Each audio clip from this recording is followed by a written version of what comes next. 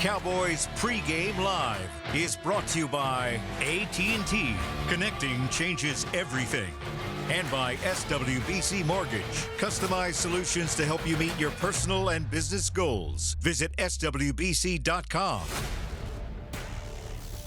The city that never sleeps is up early on a Sunday morning in Week 5 of the NFL season. The Dallas Cowboys have not won against the Jets on the road since the 2003 campaign. They look to do that today as they take on the Jets. Brian Schottenheimer returning to New York, where he once served as offensive coordinator, now as the head coach of the Dallas Cowboys at 1-2-1. Welcome into Cowboys Pregame Live, presented by WinStar World Casino and Resorts. We've got Isaiah Stanback, Barry Church, Nate Newton, Nicole Hutchison, soon to join. Nick Eatman is live on the sidelines at MetLife Stadium. It's a big one for the Cowboys because it's a chance to get back to 500, but also try and take advantage of an early part of the schedule that's favorable if they can have some success. And they're going to have to rely on the good play of Dak Prescott, who has just been playing at an unreal level through the first month of the regular season. Isaiah, when you look at Dak, has he really returned to that MVP caliber form that we saw in 2023? Yeah, absolutely. I mean, Dak's playing at a very high level right now. You talk about somebody who's completed over 7% of their passes. He's leading the league in passing, pass attempts, completion. And then you talk about when he's able to run play action, this dude has over 85% completion percentage. So this dude is an absolute beast. You just got to get some more dubs in the win column so that you can include him in the MVP conversation. Yeah, without a doubt. I mean, Dak Prescott has been playing outstanding football so far this season. And it doesn't matter who's in the lineup. CeeDee Lamb, George Pickens, Turpin, he's getting everyone involved out there. No matter what defenses are throwing at him, man-to-man coverage, zone coverage, blitzing, he seems to always have the answers. And the perfect example of that was last week against Green Bay when 8 different receivers caught a pass from Dak Prescott out there. So to me, he's trusting his teammates are trusting him, and he's getting the job done. His decision-making has been nice. It's been great. I mean, Isaiah is always talking about that. When he have a gripe, it's about his decision-making. Dak has been a great knowing who he wants to throw to. And Coach Schottenheimer talked about it earlier in the week. He said if there's a quarterback playing at a higher level than Dak Prescott, he'd like to see it because he doesn't believe that it's the case right now. Dak is seeing the field at an extremely high level. Here's what he had to say about his gameplay to start the 2025 season. Pretty good. I mean, just the way I want to say it. I mean, it's just, as I've said before over and over, just the experience paying off on top of the film study and my preparations, and then just the clear communication and what a play's being not only called for, but what that play's being designed for and how we feel like getting attack this or attack that. I think it's just a result of me knowing all of that and putting it all together and feeling good out there, yeah. I mean, I'll throw for 60 times a game if they want me to. I hope I don't have to. That means the run game's not working. So whatever they need me to do, I'll do. I mean, I feel, as I've said before, I feel as confident, feel like I'm playing the best. I've got all ownership, I guess you could say, in this offense, whether it's getting into another play or getting out of a certain play. So for me, it's just about continuing to build and not complacent at all with 4 games. And they're going to need him to step up in a big way because when you look at the list that just continues to grow of injuries on this Cowboys team, it's one that has some significant contributors to it. You talk about offensive starters, defensive starters, a little bit of everybody mixed in and out of the fold here this week. Missing offensive lineman, Isaiah, is never easy, but when you've got to deal with that, if you're Dak Prescott without your number 1 target and CeeDee Lamb in the fold either, what is the change in the mindset? Well, everything changes in your mindset in terms of your execution up front. I mean, you're literally playing musical chairs with those guys up front. You have to work on your communication. You have to work on your chemistry. So much of playing offensive line is dependent on those 2 things, chemistry and communication. If you don't have that continuity, it's very hard to be effective. I agree with you 100%, and I think Brock Hoffman is the key to this right here, leading this situation, man, making the calls, making sure the snaps is right and getting everybody lined up. Yeah, without a doubt, Brock Hoffman has been unbelievable in his filling in for Cooper Beebe out there. But for me, I'm going to show a little bit of love to another offensive lineman, and that's T.J. Bass. When I look at him, it's his 3rd season with the Dallas Cowboys. Whenever his number is called, he seems ready to go up there and step up to the plate. Now, as a backup, it's cool to fill in for a game or 2 right there, but can you be consistent? Can you be consistent for 4 to 5 weeks? That's what I like to see from this offensive line going forward. And there's a lot to talk about whenever it comes to this football team, especially when you're filling in those spots against a team that is desperate like the 0-4 for New York Jets. When we come back on Cowboys Pregame Live, we'll check in with Nick Eatman on the sidelines at MetLife Stadium. What can the Cowboys do to continue their success despite these injuries?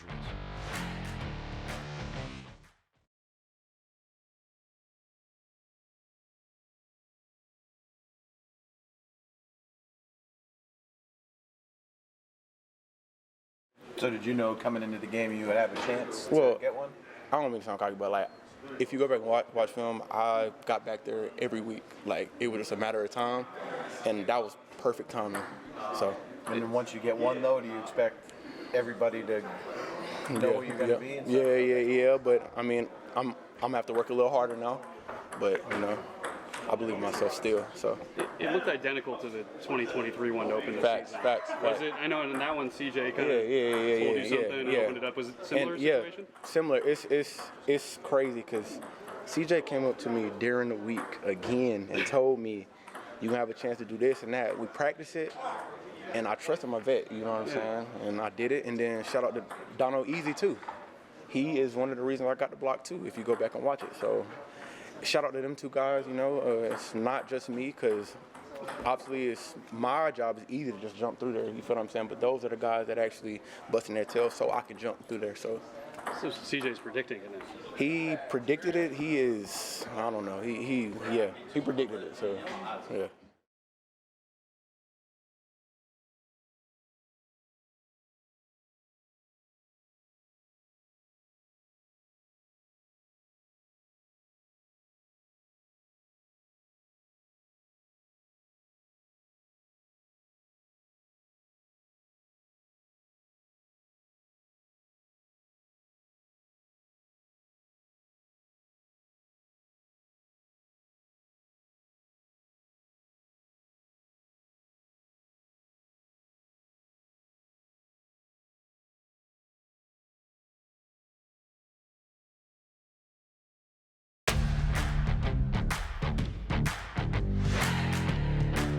This segment is brought to you by Ashley, the official furniture store of the Dallas Cowboys. Cowboys on the road at MetLife Stadium. Let's check in on the sidelines with our very own Nick Eatman. It's week 5, Nick, and coming off of a game like they had last week against the Green Bay Packers, 40-40. That can see a little lingering effect, that tie that just nobody really knew how to deal with throughout the week. What's the response been like from the Cowboys as they've made the trip out to New York and prepare to take on the Jets? Well, I do think, Kyle, that it's got to be a next man up mentality because there are so many injuries to this team. So usually when that happens, there does seem to be a little bit more of a refocus. Even with the guys that are going to be here, they know that maybe they need to do a little bit more. And I think everyone kind of understands the situation, understands last time. Dak said it. Now, not many players were here the last time they faced the Jets. But still, they understand. To me, it's a lot like the Bears game a few weeks ago. It was an emotional game. They scored 40 and late in overtime, come back and to play a winless team, desperate team on the road, and look what happened in Chicago. So I think the Cowboys certainly understand what's in store for them today. Nick, when you talk about those injuries, which one is the most impactful in your mind? Because with all of the guys on the offensive side, you're probably thinking offensive line, but there are some further impactful injuries on the defensive end too. Yeah, I mean, with Marshawn Nealon now not playing, but they do have a lot of depth there. I say they have depth. They have bodies. They still need to have more production out of those guys. But as far as the injury, I mean, to me, just the guys on the offensive line, I mean, not having Tyler Guyton. Tyler Smith is going to be active, but I don't think he's going to play in this game. And so still, you don't have any of your Tylers on the offensive line. I think that's a big deal. Thank you very much, Nick. On the sideline at MetLife Stadium, we'll check in with Nick later in the show. Guys, he's talking about the injuries and flipping to the defensive side of the ball. There's been a lot of conversation around the safety position this year. Now you don't have one of your experienced safeties in Malik Hooker, who hasn't had the best start to the season. But, Barry, how does that change things on the back end whenever you've got to get better on that defensive side? It hurts. It hurts the cause a lot. I mean, when you look at it, yes, Hooker hasn't been playing his best football so far this season, but it helps when you have an experienced guy in the back end to help communicate throughout the secondary. When you don't have that experience back there, when you don't have that kind of leader back there in the secondary, things can go haywire. So in this situation for the Dallas Cowboys secondary, they have to make sure they communicate on all ends. Corners to safeties, safeties to corners. You got to be on the same page, especially with your leader out, with Malik Hooker being out. I just think your linebackers have to play much better, too. I mean, especially in coverage, man. They're not been getting deep enough, or they don't know whether they got the first guy out of the backfield or the tight end coming across the middle. I think our linebackers have to be better and tackle better. Oh, you said tackle. Oh, you mean as in like Marquise Bell, your leading tackler from a couple years ago, Right. or Wanye Thomas, one of the best tacklers and best hitters on the team. Listen, you were needing the communication to improve, but everybody has the capability of communicating on this team. As long as you understand what the scheme is and you understand exactly how you're going to make adjustments, you can communicate. It's just a choice to communicate. What you need is instinctive players who are willing to run around with their hair on fire and play that hat, and that's what you need at the safety position. That's why BC42 was so doggone good. That's what these guys, Marquise Bell and Wanye Thomas, are going to bring to this defense and what our defense has been lacking. There's so many different things that have to get better on that defensive side, but to start with communication, it's not going to help you on the communication aspect when it's new guys playing together week in and week out. We'll have to see how that definitely turns out this week. The Cowboys taking on the New York Jets. We'll talk about what they have on the other side of the ball when we come back. This segment was brought to you by Ashley, the official furniture store of the Dallas Cowboys.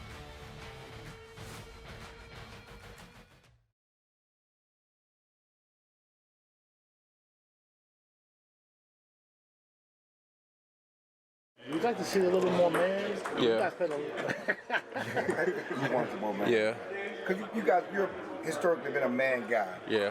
How comfortable you're doing the zone? And is it a matter of getting more comfortable? Yeah, being comfortable, being uncomfortable. Right. One of those type things. Yeah.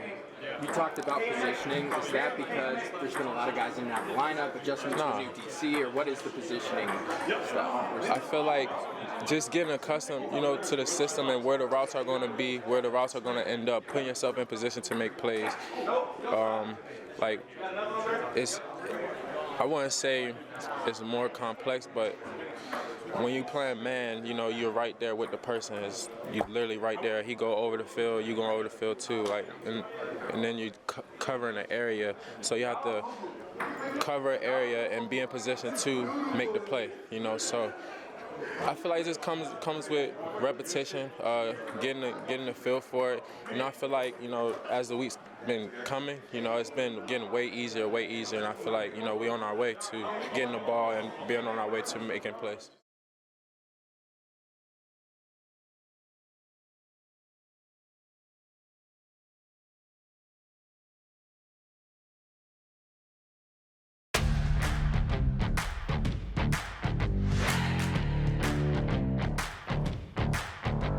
A look inside MetLife Stadium. It's a place where the Cowboys have had plenty of success against the New York Giants as of recently, but the Cowboys have not defeated the Jets on the road since 2003. The Jets themselves haven't had a ton of success recently. They haven't been to the playoffs since 2010 when Brian Schottenheimer, current Cowboys head coach, was the offensive coordinator for the Jets during that playoff run in 2010. What were we doing in 2010? There are a couple things on the docket when what we were after, it was a little bit of a different time across the board here, gentlemen. Let's take a look at this. How about, hey, there's resemblance? Look at the smile. Your boy had hair. Your boy had hair right there. That's AI.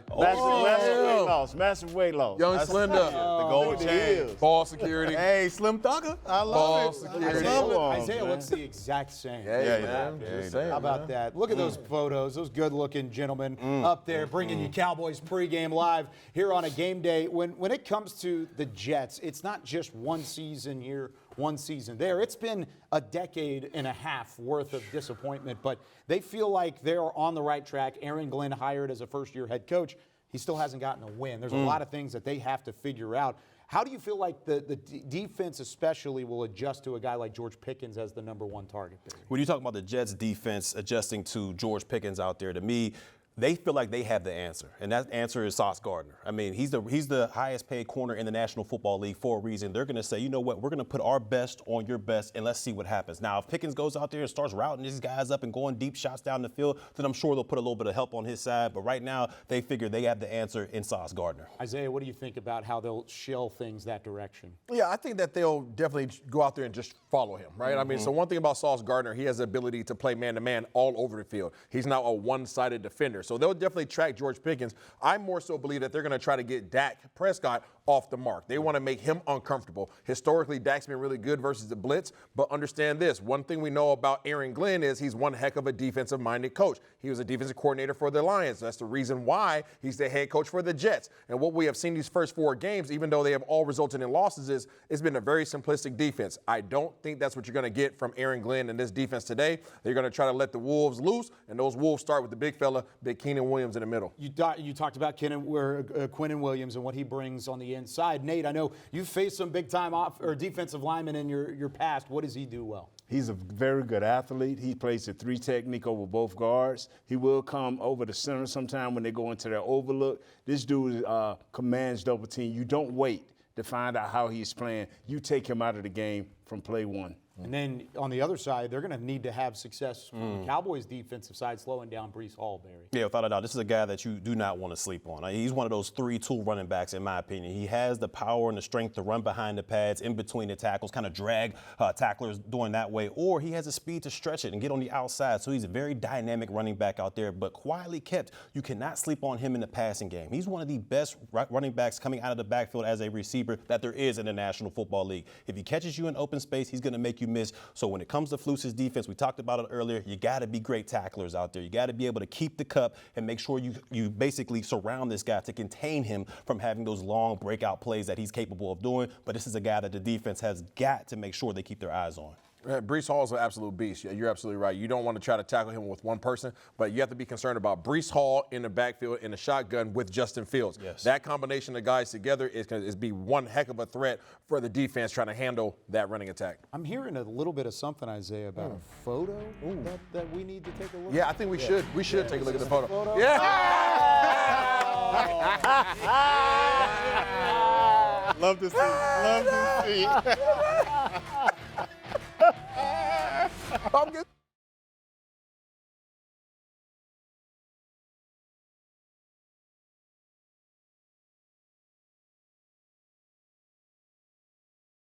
Better as the game progressed against them? Yeah, it did. And then that fourth quarter, the fourth quarter and overtime kind of got away from us.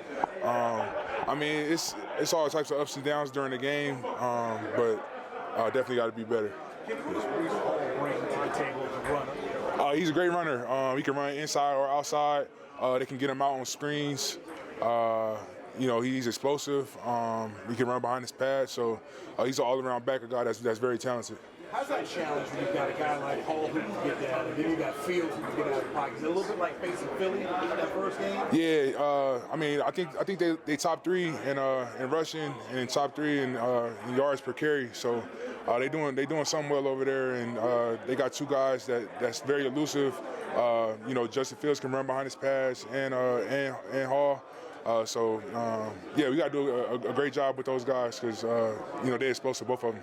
Is it about rush lanes when you face guys like that? What's the strategy? Rush lanes, being physical, and just rushing smart, but also being able to get after them, stay on edges, and just being relentless at the end of the day.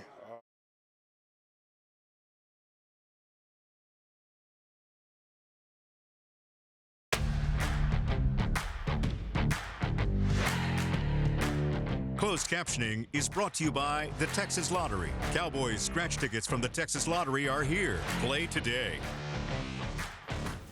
The Cowboys in the Big Apple taking on the New York Jets here.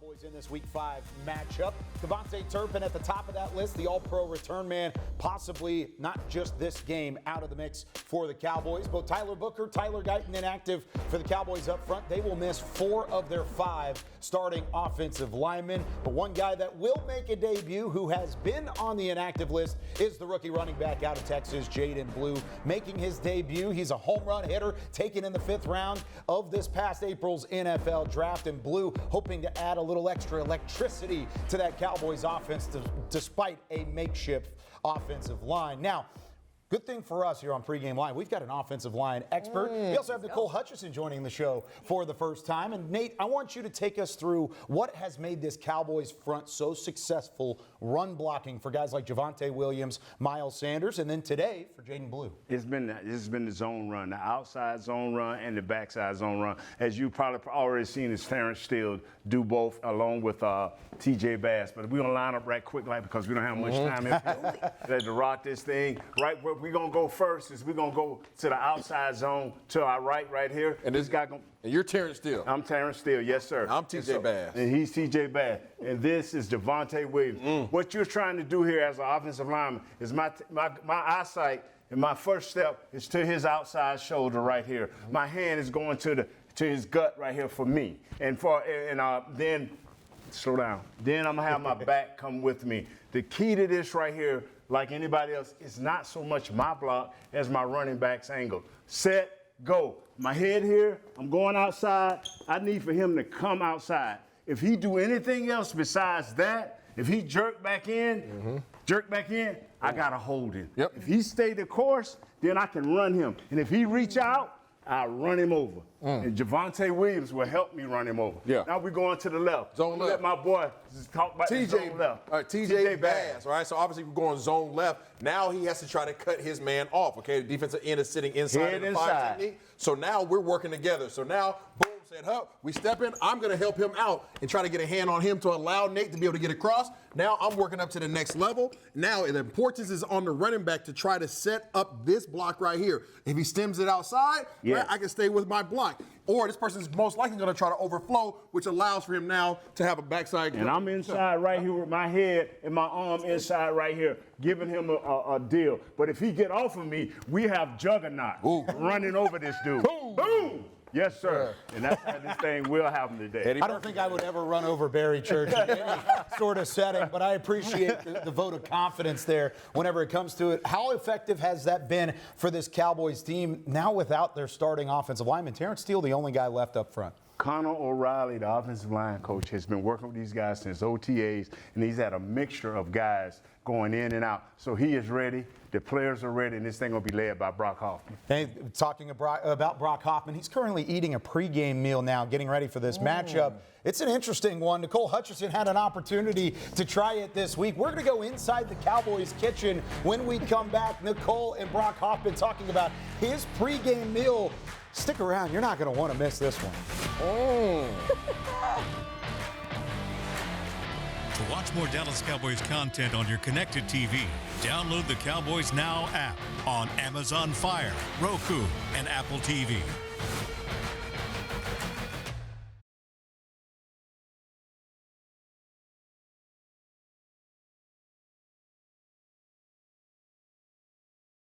Just talk about the challenge of going against this Jets front, this defensive interior. Quentin Williams, I mean, he has almost 10 run stops already, and plus he can penetrate the pocket on pass plays. Yeah, like you said, I mean, he's a great player. They got a lot of talented guys. I feel like the edge rushers, the young edge rushers are good. DBs, linebackers. We just got to come in and play our game just like every week. It don't matter who we playing against. I feel like as long as we do what we do and play our game, we'll be all right. Dak mentioned the message this week is to not look at the record. Is that kind of stemming off of what the lessons were learned from Chicago, going up in Chicago winless, and then they pulled out all the stops to try to get you guys? Yeah, I mean, it's still the NFL. You still going against professionals. No matter what their record is, I mean, you still got to go out there and play your hardest. Or, like you said, like what happened in Chicago, I mean, it can get ugly quick. So, I mean, you can't take nobody for granted, and we just got to play our game. When there are a lot of changes in the offensive line injury-wise, you could have 4 different guys starting this week. Does that change anything for you as a runner, if at all? Yeah, I don't think it changed too much. I mean, I still got to do my part. Like I told him, they still professionals too. They're going to get in and do their job. We all believe in them. We trust them. I mean, that's why they're on the team. So we're just going to go out and play our game.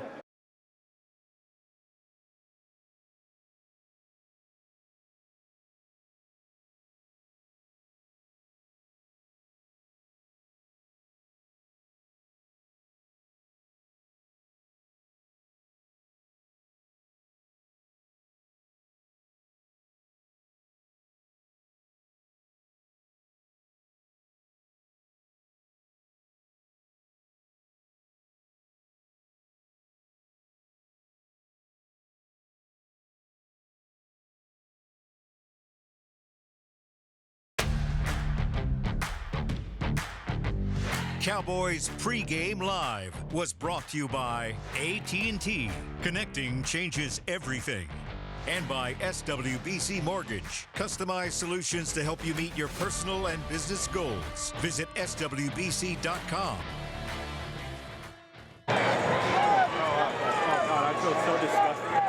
I ate that this morning. I felt great. You see his breakfast diet? No. You get like 4 eggs, half a pound of bison, a cup of white rice, and Greek yogurt. Or something, yeah, Greek yogurt, all mixed together. I was like, oh, all mixed together? You know how terrible you would feel? You might be trying to run with that in your stomach. It's crazy how many calories those guys have to eat. Cowboys punter Brian Anger, man, giving my guy Brock Hoffman a hard time about what he eats for breakfast and on game days, man. Why was he giving you a hard time? I don't know, honestly. I mean, I feel like my breakfast is pretty good. This is usually my pregame meal, no matter what it is, what time we're playing, you know, night or the noon kickoff. So I don't know. I mean, I guess we'll try it today. We'll see, you know, what you think. I'm going to get you to walk us through what you got here. So initially what you'll do is you take about a pound, half pound, ground bison, cook that, right? Okay. Then when you're done cooking that, you cook the eggs, right? You get the rice, you get everything kind of all set aside, and then actually you take the rice. Got you right here. We'll take the rice, you put it in a bowl. I call this the monster mash. I don't know, this is my nickname for it. So, you know, it's kind of getting close to Halloween time, so. Okay, that's perfect. It's good, right? For it. Yeah. You got it. Okay, then we'll take the bison. Okay. Put a little bit in there. And then we'll do the eggs, we'll throw all the eggs in there. Some shredded cheese. Oh yeah. We love that. Greek yogurt, plain, non-fat Greek yogurt. Okay. Good? Mm-hmm. We're good, we're good. And then we're gonna take it, we're gonna mix it all in. You know, it actually doesn't look half bad now. Doesn't look too bad. But I'm gonna give you the honors for this. You want me to do it? Absolutely. I'll take the first bite, yeah. All right. All right. It's pretty good? Mm-hmm. Oh, goodness. All right. It's fine. It's fine. We're gonna try this moment of truth. He's got a big one, so. Yeah, big bite. I'm gonna just go for it. Y'all see this?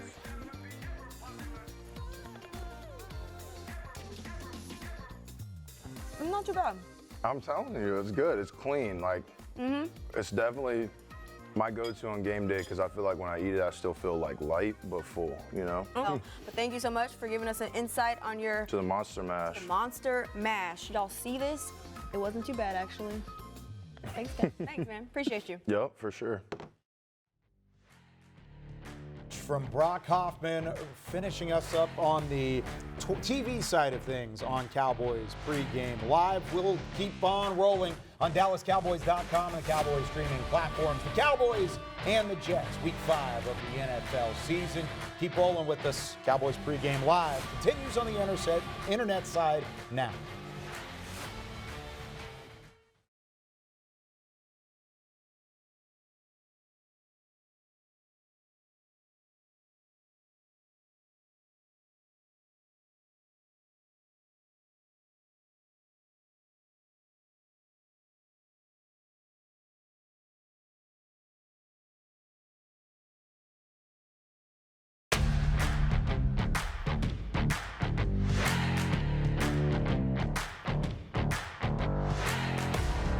Oh, the magic of television, the magic of the internet, and the magic of Cowboys Pregame Live, presented by WinStar World Casino and Resort. Yes, we roll on for another 15 minutes as we get you ready for the Cowboys and the Jets in Week 5 of the NFL season. We just heard from Brock Hoffman. We heard from Nicole Hutchison in what was an incredibly concerning dish. Yeah. I don't really know.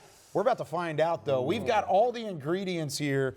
Up here for Barry Church. Yes, indeed. Nicole Hutchison's going to eat it again. Oh, no. Nate Newton, Isaiah Stanback, everybody getting a chance to have some fun on this one. Let's do it. As we put this together, I want you to tell me, what was your pregame meal? What was the favorite thing that you used to put on your plate? So I'm a big breakfast guy. Like I love breakfast. I can eat breakfast. So this egg is breakfast, fine lunch, and for dinners. you. Yeah, that works perfect Right? for me. I was a pancake guy though. So for me, breakfast all day, pancakes, bacon, a little syrup on there. It's clutch. It'll get you through it. What about you, Nicole? I know you were a student athlete at Howard University.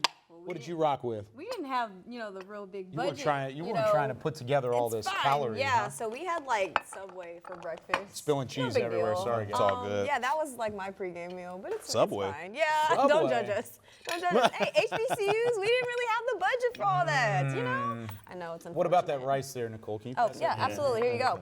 Do the honors. Nate, what about you back in the day? Back in the day when I played for the Cowboys, man, I had a little bit of grits, a little bit of steak. I ate light because I had a lot of reserve back in the day. You know what I'm saying? Steak and grits. That's how you got to pick Nate. All right, Isaiah, what you got? I just had oatmeal. Give me oatmeal. Give me a little bit of some fruit, and I was good to go. I just needed to carb up. I wanted to have all the energy. Okay, so It's this too heavy. is rice, cheese, bison, Greek yogurt, which I need a little bit of. It's different. It's different. I'm letting y'all You try. tried it the other day. Absolutely. Nicole. And he said cheese. What do you think here? It's different. It's a nice little. I think it smells good. The bison's very gamey. What do you but, need over there, Isaiah? I'm just waiting it's on not this too cheese. bad. Not too bad. Brock Little Hoffman gamey. saying he needs a lot of protein, so I don't know if I'm ready for it's this. a lot in there. We're cooked. See why you have an attitude after you eat this right here. Yeah. We may. As the kids say these days, we're cooked, chat. We are cooked. I'm not sure if it's an attitude. Y'all hold that on he a might minute, have, man. God bless this him, please. but Are we all doing this at the same time? Yeah, ready? Yes, sir. One, Man, two, it's going to be quiet. three. Nicole, I need you to carry it. Go. There we go. Got it. All right. What are you guys tasting right now? I need some details. Straight meal prep. Straight meal prep? That is meal prep. Yeah. Okay, so y'all like it. It's not bad. I don't know who made the bison. They didn't put no seasoning. Oh. Yeah, zero. Yeah, this is, Well, Brock did say he typically uses meat church seasoning. Right. So, Yeah, okay, but we That's couldn't, not on we this. didn't There's come no across. meat church on this one. I love some meat church. I know meat church. This is not on there. I was a little worried. Yeah. This isn't bad. This is not bad. No, That's not terrible. No, it's not at all. I think it's solid. It's different, I'm you going know. back. I'd give it a 6 out of 10. It's not incredible, but it's something. Yeah. Nate, what Hey, Nate's smack about it to finish this thing. Nate's about to go ham. I love it, Dave. Oh, man. Fat man knows what a fat Oh, man Yeah. Let's go out to MetLife Stadium. Please, Nick Eatman, save us with this interview with Stephen Jones.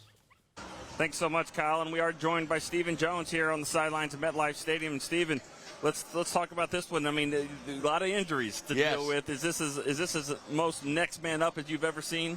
Well, in the offensive line, for sure. I mean, obviously, we're probably looking at 4 guys not being available. So we're using them all, and we're even using Tyler, in case of an emergency. But, that's part of the life we chose living in this league is you're going to have some injuries. Now, we do expect these to be short-term for the most part. I mean, we're expecting we should for sure have Tyler Guyton back, hopefully Tyler Smith back.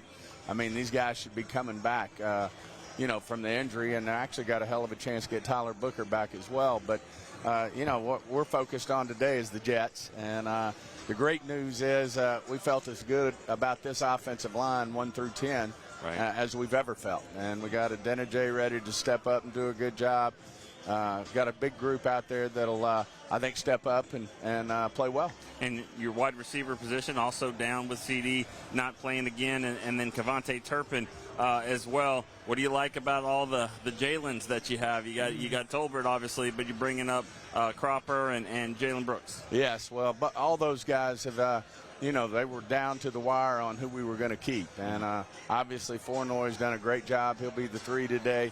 But Brooks and Cropper, guys, we have a lot of confidence in. I know Dak has a lot of confidence in them. Like I said, they were down to the wire on who you keep.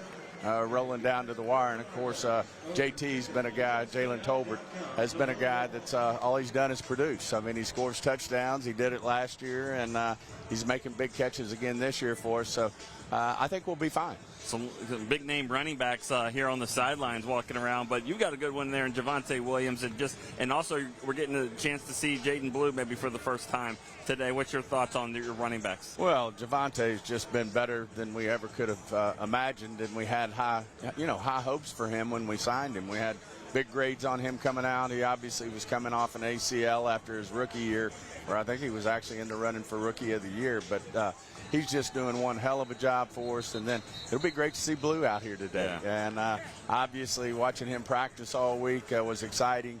He's got rare acceleration and juice. And he's certainly a guy who can make big plays. He can also, I think he's going to do a great job for us in the return game. So, it's a good group out there. I think, we feel good about this game. I know a lot of people are saying you're beat up, but I feel like offensively we played good all year, and I don't think that'll change today. You've seen just about everything possible since your family owned the team, except a tie. So this week, what do you think the vibe was? Did it feel like coming off the loss? Did it feel neutral? I mean, what do you think? Kind of like after the game, it was neutral. Whatever. But these guys are professionals, and Shotty and his staff do a great job of getting our guys prepared. There's a ton of energy. They put it in the rearview mirror, and they know the most important thing, at hand is the Jets. And that's all we focused on all week. There was a lot of energy in practice, and, they put games, whether it's a win, loss, or tie now, in the rearview mirror. Well, we know how busy you are, and we thank you so much for taking the time every game to stop by. Always good being on. All right, thanks, Stephen. Thanks, guys. Stephen Jones, Cowboys Chief Operating Officer. Kyle, throw it back to you. Thank you very much, Nick and Steven. Here's a look at the passer rating in different zones of attack for Justin Fields throughout this 2025 regular season. The Jets have had 7 turnovers, 0 takeaways, and 0-4.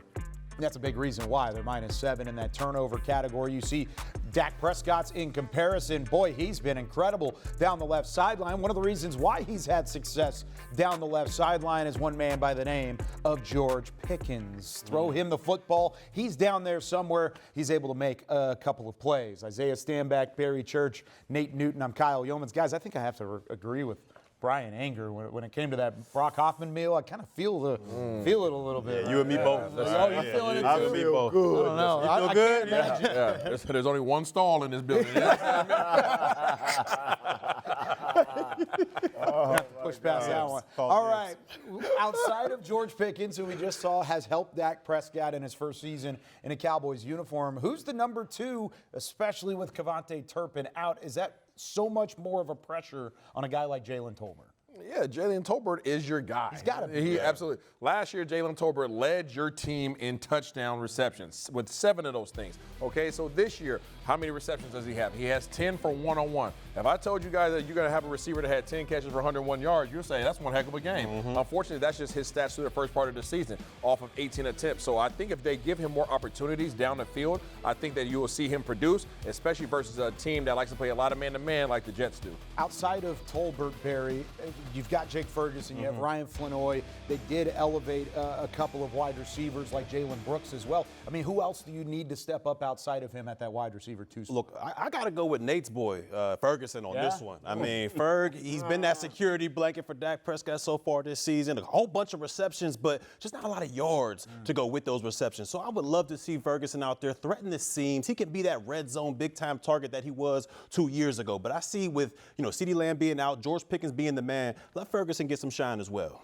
I tell you what, Flanoy, is I'm pronouncing that right? Yeah. Give him a few targets, but give most of them to Jalen Tolbert. You've seen him grow since training camp. The competition has made him better. He fell down to receiver number 4 due to the Turpin doing what he's doing. He's fell down, and he has learned to work. He has learned to be consistent. So I say get to Jalen Tolbert. They've needed him to step up in a big way, and he did last week, made one of the toughest catches you've ever seen. It was actually the 3rd toughest catch, according to Next Gen Stats, in NFL Next Gen Stats era, going all the way back to 2017. Now, the run game has been solid. We talked earlier about Javonte Williams and the running backs on this roster. Coach Schottenheimer's been very impressed with what Williams has brought in his first year in Dallas. The football intelligence is off the charts, like there's nothing that gets him off. He sees things well. He communicates what he's seeing on game day from a run standpoint, from protections. He's just an absolute joy to coach. He really is. It didn't take me very long to realize how talented Javonte is. I get asked all the time because there's different ways to do it, different people, philosophies around the league of do you have a bell cow or do you play multiple people? Javonte's kind of become the bell cow for us, and that's not to take anything away from Miles or Jaden or Hunter Lepke and some of those other guys, but like Javonte is just playing with supreme confidence, and the physicality that he brings is so impressive. And what I love about it is here's a guy that, again, other players that are banged up right now can look at a guy like Javonte, who a couple years ago deals with a devastating injury, and you think, man, I'm a running back. What's this mean to me? But you just keep working. Then the team that drafted you says, yeah, we're going to let you go someplace else. We're there waiting, saying, yeah, let's give it a shot. And then I think it was probably second week of training camp. We were sitting in a personnel meeting with the coaches and Jerry and Steven, and we were talking glaringly about Javonte because of the way he practices and plays the game once you put the pads on. Yeah, he's a stud. Our show has affectionately nicknamed Javonte Williams the Juggernaut. Yeah. What he's done this season. I mean, he's top 10 in the NFL in yards after contact, meaning he is extra physical. Most physical bruising running back that you've seen in a Cowboys uniform since Ezekiel Elliott, number 21. Okay, I'm going to say since Freaky Zeke. Yeah, that dude's physical running back, obviously early in his career. And then towards the end of his career, that's really all he had. He didn't have the opportunity because his burst had really left him. But he was always physical and downhill. I'll tell you what, Zeke was very explosive in his early years, man. But this guy here, he runs with a different type. You think you're getting a good hit on him, and just at the last minute, he'll bang into you, man. He's nice. He's physical. Yeah, without a doubt. I mean, Zeke, he was a beast. He was a dog. And I've had a lot of great running back teammates over the years, but I'm going to go all the way back to Marion Barber on this one. They both kind of run with that physical style that you just can't contain me. You can't hold me with one guy running through your face mask. That's the type of running style I see from Javonte Williams. Does he have that breakaway speed like Ezekiel Elliott? I don't think so. But he does have that just violent running style like a Marion Barber had back in his day. What about like DeMarco Murray? This is true. DeMarco McFadden. I had a couple other great teammates that were able to run behind their pads. But when I look at the physicality, I got to see my boy Marion Barber. I think you could argue Murray in there, but I would agree. I mean, Barber's a far more physical back than Murray was. Yes, And with what Javonte Williams has shown so far, he runs so tough. You got to give him the credit where the credit is due across the board. Also giving credit to the passing game. We talked earlier in the show about Dak Prescott and what he's been doing for this Cowboys offense, playing at an unbelievably high level. Are we seeing still prime Dak Prescott now into his age 32 season? Yeah, absolutely. I mean, Dak's doing a heck of a job, and the main reason for that is his weapons, but the primary reason is because of big fellas like Big Nate. The offensive line has done a heck of a job. It doesn't matter if it was a starting O-line, it doesn't matter if it was a replacements, like he's going to have today, 4 out of the 5 linemen being gone. But he understands his offense, second year underneath Shotty's kind of lineage, I guess you could say, in terms of influence with him. They have a great relationship, and when you have a quarterback and a play caller on the same page, this is the result. I just think, he connects with his play caller, Brian Schottenheimer. I think he connects with him very well. And as long as they're doing that right there, they'll be all right. And his pocket presence has been superb. Yeah, without a doubt. I mean, like you guys said, the head coach and the quarterback, it's like a match made in heaven when you look at it. I mean, they're both playing or coaching outstanding, and Dak Prescott is playing outstanding. And he's out there, no matter what the defenses throw at him, he seems to have that answer. He doesn't seem too rattled in the pocket no matter what the case may be. He's been making great decisions with the football and his receivers. He's given everybody an opportunity to go ahead and produce in this offense. So to me, Dak Prescott is playing some of the best football I've seen from him in these 9 years. It's hard to argue the numbers. I mean, remember Joe Burrow was in the MVP conversation despite a 1-3 start with Cincinnati last season. At 1-2-1, Dak Prescott's numbers have been better than what Joe Burrow was putting up at that point last year with a similar team record. All right, bold predictions, gentlemen. It's time to wrap things up here on Cowboys Pregame Live. Remember, it's a noon kickoff on Fox Barry, I'll start with you. Man, I missed my bold prediction last week. I mean, it was close. It was close. But for this one, I'm going to say the Dallas Cowboys win the turnover battle against the New York Jets, resulting in a victory. Defensively, I'm giving 2+ turnovers. 2+. 2+, man. Okay, Isaiah, what you got? I'm going to go with the young Blue, all right? Blues, Clues, Blues, Clues, Blues. Jaden Blue gets ever hear you 75 yards on the ground in his first appearance in an NFL regular season game. Yes, we're all going to be singing Blues Clues because he's going to get outside. You know what? Forget your prediction. I need for Javonte Williams to get 35 touches. So if your boy touched the ball, I'm in trouble. 35 touches. 35. Ever since we stopped doing the prediction board, he's been doing bold. Let's do it, man. Stop keeping play with Monopoly money over here. The Bison, baby. I'm the Bison got you. I'm going to say back-to-back games for George Pickens with a $130 receiving. Back-to-back Against games Sauce? for Pickens against Sauce Gardner. Stop singing, Isaiah. Come on, man. That does it for us. Cowboys Pregame Live. We'll see you after the game with the first word. Thanks for watching, everybody.